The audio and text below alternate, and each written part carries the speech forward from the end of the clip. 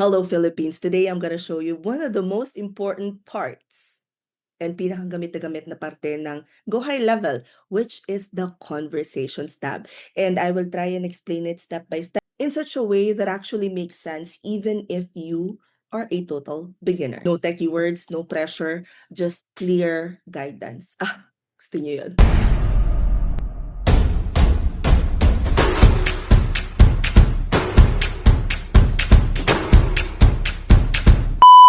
You know, one of the reasons why clients love GoHighLevel is because everything goes into one inbox.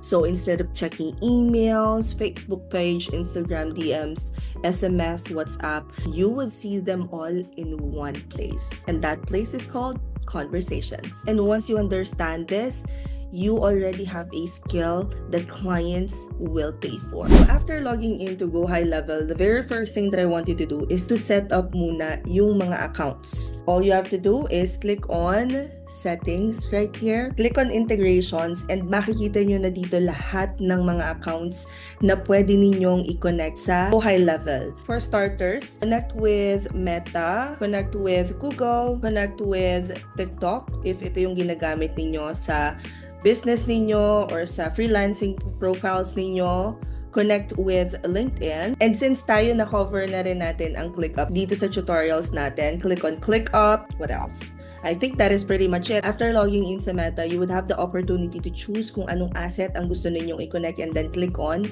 continue. You will then be taken here and it will ask you if you want to automatically sync your leads from Facebook and Instagram to the CRM. So I would say probably for this and this, all leads, and then click on connect and continue. It will then ask you to configure field mapping based on the leads na isi-sync mo. Now, obviously, dahil wala naman akong leads sa mga kinonect ko na profile, wala pang lalabas dito. But, guys, dito sa taas, meron pa mga form field mapping, ha? So, pwede ninyong paglaruan yan at pag-aralan. But let's go ahead and go back to the dashboard. Let's click on Conversations. So, moving forward, after logging into GoHighLevel, just look at the left side menu, click on Conversations, and that's it. This is now your main inbox. If you've used Facebook page inbox or help desk tools before, this would actually feel very familiar. Now, inside the Conversations tab, you will notice 3 main areas. First, dito sa area na to, this is actually where you will see the list of all contacts. So these are the people who messaged, emailed, or texted you. Right in the middle, you will see the message thread. This would show full conversation history. And then, on the right side, dito naman, kapag clinic mo ito, supposedly kung may nakausap ka na, dito lalabas yung name, email, phone number, tags, and notes. Now, here's another example. But if we have a contact, nag-send sila ng message, you would see all of their information right here. So, halimbawa, if your client's information, they have the email, it will go here. Meron din tayo ditong tinatawag na tag, wherein, if halimbawa, gusto nating itag yung lead na yon, let's just use this tag. After changing the tag, it will automatically run the automation, which, by the way, we will talk about later on. Now, as a business owner, this is the powerful part. For GoHighLevel kasi, inside the Conversations, you would see messages that can come from email, Facebook page, Instagram DMs, SMS, WhatsApp, depende kung ano yung in-integrate nyo dun sa GoHighLevel nyo. So you don't need to open different pages, different apps. You just have to reply directly inside GoHighLevel. So that means faster replies, less missed messages, happier clients, and yes, clients love this. Now, para magkaroon ng example, i-message ko yung page na yun. There you go. So, I just sent a message to my own page para lang makita natin how it would look like. As you guys can see, automatic after sending the message, dito, nandiyan na kagad yung contact details. And if I want to reply to this message, all I have to do is click on the contact name. Tapos dito, pag-click kong ganyan, Pak, how can we help? And there you go.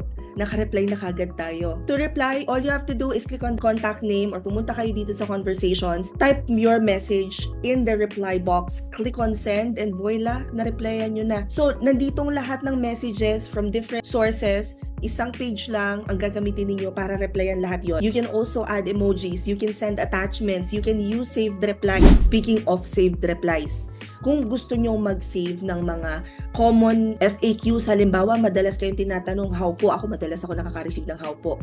Ang gagawin nyo lang, dito sa taas, kita nyo yan, conversations, manual actions, snippets, trigger links, and settings. We will study that individually later on. But I want to show you first snippets. Dito nyo ilalagay yung mga sagot sa mga madalas na tinatanong sa inyo. All you have to do is click on new snippet. Pagkatapos, it's either you want to send it via text or you want it sent as an email. Let's just say na text.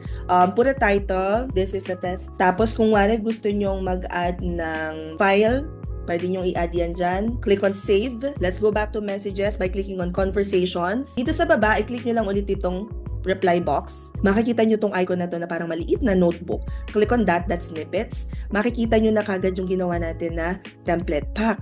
So this is a test message. So pag sinend yung ganyan, ayan na. Nasend na kagad yung message. Now, dito sa Conversations tab, the right panel, I showed you earlier that you can add tags.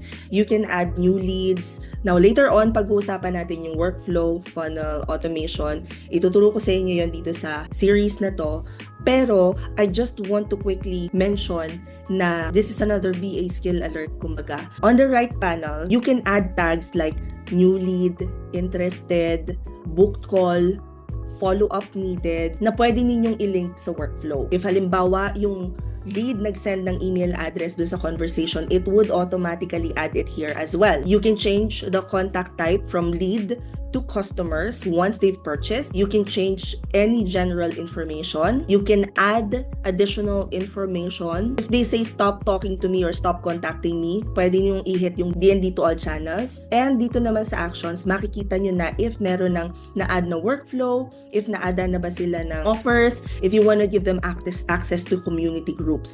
So napakarami mong pwedeng gawin dito pa lang sa Conversations tab. You can even add notes like asked about pricing, follow up next week. This is how you track leads without guessing. Yan yung dahilan kung bakit ang daming GoHighLevel VAs that are getting paid higher, because they have that kind of initiative when managing the inbox. If you know how to manage conversations properly, you can offer services like inbox management, leads follow-up, appointment setting, and customer support. You don't need to be an expert yet. You just need to understand the flow. And this is step 1. If you guys want to learn more and practice inside a real GoHighLevel account and actually learn GHL step by step, just comment learn GHL below and we'll send you over the link sa kung paano kayo makakapag-sign up for free plus the tutorials. No pressure, just learning. If you know somebody who is also willing to learn with us and join us in this GoHighLevel journey, itag nyo na lang sila dyan. Comment any questions you guys have about working from home and follow for more work from home chismis. Bye!